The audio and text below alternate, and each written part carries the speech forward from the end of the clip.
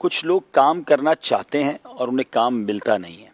ایسا نہیں ہے وہ کام کرنا نہیں چاہتے تو کیونکہ بے روزگاری بھی ہے، لیکن پھر اس کے لیے دوسرے آپشنز بھی اختیار کرنے چاہیے. جیسے آپ نے کہا نا کہ بعض اوقات ہماری اپنے ذہن بن جاتا ہے کہ یہ کام میں نہیں کر سکتا. ہم نے دیکھا ہے کہ لوگوں نے بہت چھوٹے چھوٹے کام شروع کیے، یعنی ایک ٹھیلا لگا لیا، بن کباب بیچنا شروع کر دی، فرینچ فرائز بنا رہے ہوتے ہیں. یہ چھوٹا سا کام کیا تھوڑے سے سرمایہ میں، نوکری نہیں مل رہی تھی اور وہ ایجوکیٹڈ بھی تھے، سوشل میڈیا پہ ایسے کلپ بھی آتے اور پھر آہستہ آہستہ آہستہ ایسی ترقی ہو جاتی کہ کل وہ دکاندار ہو جاتے ہیں، کل وہ پھر ان کے سٹورز بننا شروع ہو جاتے ہیں. تو اس میں شرمانا نہیں چاہیے. میں نے اس کو بڑا غور کیا. پاکستان میں لوگ کہتے ہیں یار ہم موٹر سائیکل، اب جیسے بائکیا وغیرہ یا گاڑی کی کمپنیز ہیں، کوئی ٹیکسی ڈرائیونگ وغیرہ، کہتے ہیں یہ ہم نہیں کر سکتے، ہم نے پڑھا اسی لیے تو ہم یہ کام کریں گے.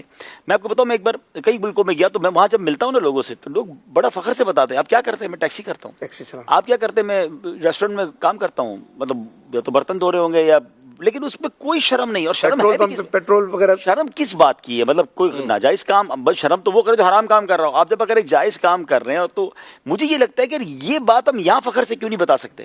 اچھا، جو یورپ میں، آسٹریلیا میں ٹیکسی چلا رہے ہیں وہ ادھر آئیں تو وہ ان کو ذرا بڑا استقبال ہوتا ہے ان کا کہ ماشاء اللہ امریکہ سے آئے، یورپ سے آئے، پیسے کما کے. اور یہاں اگر کوئی بندہ ٹیکسی ڈرائیور ہو تو اس کو لوگ پتہ نہیں کس نگاہ سے دیکھتے ہیں.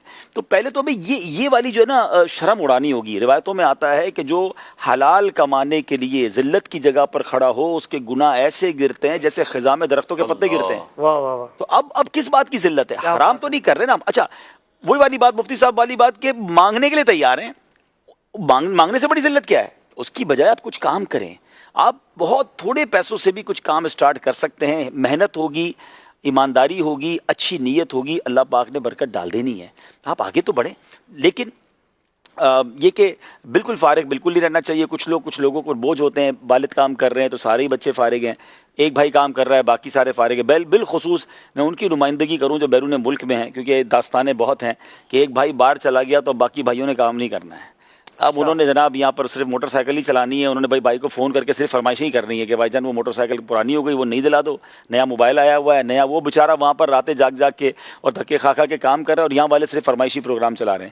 تو یہ بھی نہیں ہونا چاہیے. اگر ایک بھائی کا کام کما بھی رہا ہے تو باقی سب بھی کام کریں.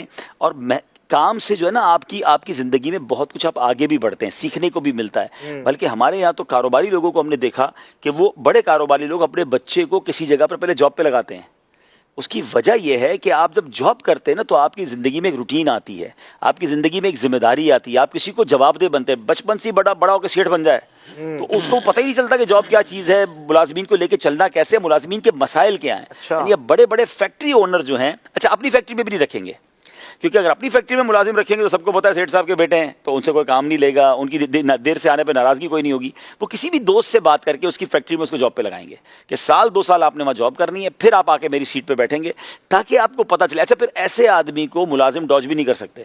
ملازم جو ہے اس پہ بہانہ بھی نہیں لگا سکتے. اس کو سب پتا ہے ملازم میں کیا مسائل ہوتے ہیں، کیا چیزیں ہوتی ہیں، اور خود اس کی زندگی بھی ایک روٹین میں آ جاتی ہے. تو بے شک اگر آپ کے گھر میں کوئی کمانے والا ہے بھی اور آپ کو لگتا ہے کہ اس کمائی کے بعد ہمیں حاجت نہیں ہے، تو پھر بھی کچھ نہ کچھ اپنے ہاتھ سے کام کرنا چاہیے. اپنے پاس اپنی آپ کی کوشش، مدینہ شریف کے پیسے جمع کر کے مدینہ شریف چلے جائے بھائی. اگر اور کسی کام کے لیے نہیں چاہیے تھوڑا کام کریں، اور اگر نہیں کام کرنا تو پھر کم از کم علم دین سیکھیں.